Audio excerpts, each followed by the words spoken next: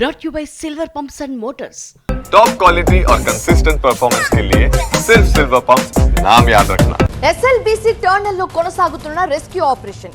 దానికి సంబంధించి breaking news చూస్తున్నాం. 14 కిలోమీటర్ దగ్గర ప్రమాదం జరిగింది. అయితే 13.5 కిలోమీటర్ వరకు వెళ్ళగలుగుతున్నారు రెస్క్యూ టీం. ట్రైన్ చివరి పాయింట్ వరకు వెళ్ళగలిగితే ఫలితం ఉండొచ్చని భావిస్తున్నారు.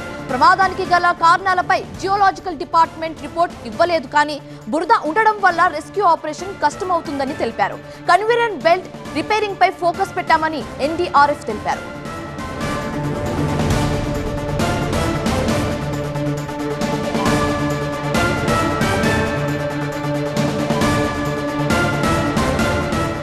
ఎస్ఎల్బీసీ టర్నల్లో చిక్కుకున్న వారిని క్షేమంగా బయటకు తీసుకురావాలి.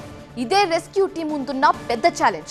అయితే ఈ క్రమంలో చిక్కుకున్న వారిని రక్షించేందుకు 4 రోజులుగా తీవ్ర స్థాయిలో శ్రమిస్తున్నారు వాళ్ళందరూ.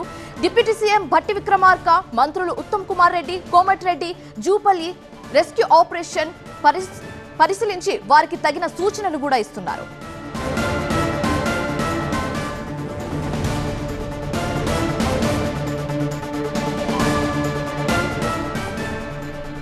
ఎస్ఎల్బీసీ టర్నల్ లో కొనసాగుతున్న రెస్క్యూ ఆపరేషన్ 14వ కిలోమీటర్ దగ్గర ఈ ప్రమాదం జరిగింది.